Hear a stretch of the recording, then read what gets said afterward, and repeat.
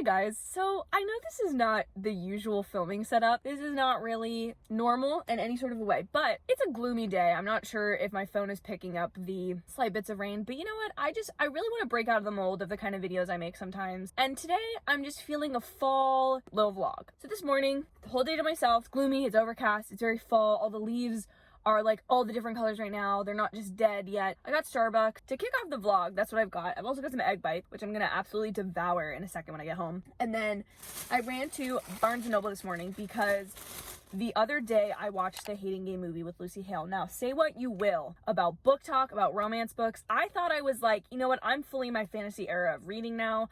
I want enemies to lovers, romance in my books. I want to eat up the Shadow and Bone series. I want to go back to Teen Wolf, Dickinson. But then I watched The Hating Game and I loved the movie. I ate it up. And everybody said, if you like, the book is better than the movie. And I was like, well, I haven't read the book yet. So after multiple days of trying to find this, The Hating Game by Sally Thorne, I'm currently reading A Court of Mist and Fury because I read Akatar, or if you don't know what that is, A Court of Thorn and Roses at the beginning of the year, because last year I had read that the rights were purchased by Hulu, so I knew a show was coming, so I was like, fine, I'm gonna read this. I hated the first book compared to these other fantasy series that I had read, because a couple friends were reading the first book and getting onto the second book. Something in me was like calling me back.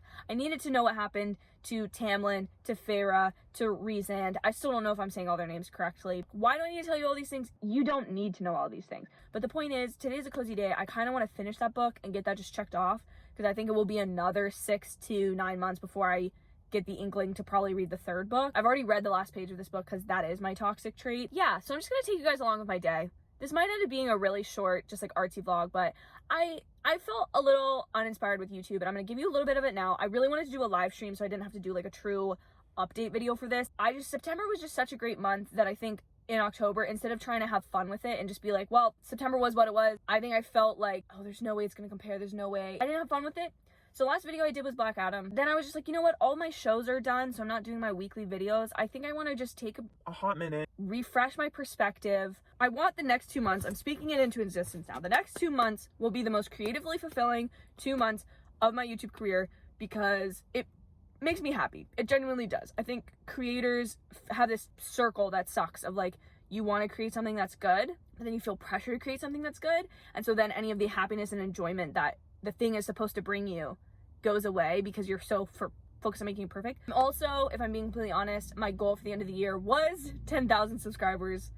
Then I shifted it to 5,000 subscribers, and now I'm gonna be really realistic and I would like to hit 4,000 subscribers. I always want to grow my YouTube community to reach more people to then create cooler things. Because I feel like as you grow as a creator, you get more opportunities to do cooler things. That's my whole outlook on being a creator. Literally, there's probably like 5 or 6 of you that I could name. I'm not going to, but you know who you are, who I see on so many of my videos, if not all of them.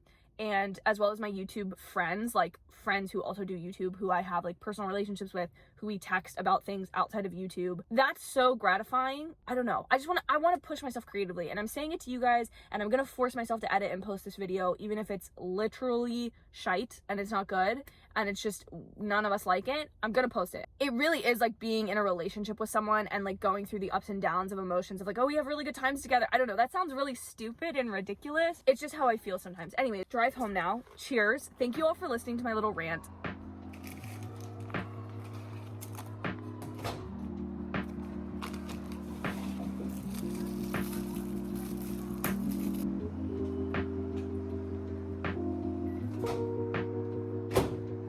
We're back again because I've decided that if this is gonna be a casual vlog, I'm gonna let you guys into my psyche a little bit. My 2 other biggest hobbies when I'm not doing YouTube, I'm not watching TV, or maybe while I'm watching TV, are video games and reading. That's what I spend all of my time doing. I'm very much a homebody. I'm very much a get a cup of coffee and do one of those 3 things. Watch something, play a video game, or read. Also, this is my favorite sweatshirt that I own. It says always in love with a villain. This is from Adelaide's Fort. I bought this in, I believe, a large. I really want to buy more from her shop. She's one of my favorite nerdy clothing brands, I guess you would say. I have another shirt of hers. This is not sponsored. God, I wish it was, but it's not. I'm spiraling. Okay, as I said previously, I'm currently reading A Court of Mist and Fury. Then I have been this far of the way through Crooked Kingdom, which is the sequel in the duology to Six of Crows. Six of Crows, phenomenal. phenomenal. This one got to the point where it was referencing characters from this book, and so I was like, I'll pause and watch the show. Watch the first episode of Shadow and Bone. Didn't get any further.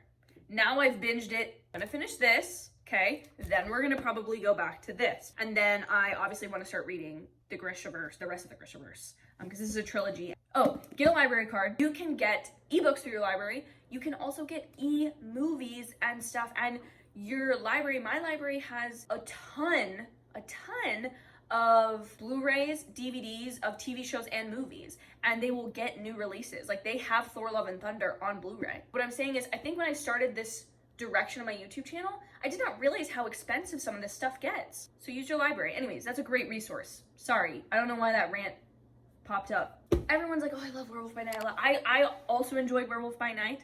I like an interconnected universe, so I was a little bit, I appreciate the fact that it exists. I'm excited by the special presentation stuff, but mostly I was irked with it, not because it was not connected, but because it made me want to read a book that I had previously DNF'd, which if you're new to the book community, DNF means did not finish. So it's like a book that you read and you just didn't like. And I've been better. In the past, I used to like stress and be so anxious if I wasn't gonna finish a book because I checked it out from the library or I bought it or whatever. And I bought this one on sale, All of Us Villains. Even the vibe is a little bit red and black and white, is a little bit like Werewolf by Night. But this is a similar concept of people sort of competing to the death for some type of magical power. So I'm just trying to get back to Dickinson. I almost teared up watching the trailer for the Selena Gomez My Mind Me documentary. Apple has done some great documentaries, quite honestly. I still never watched the Billie Eilish The World's a Little Blurry documentary. Maybe I'll watch that today. Who knows?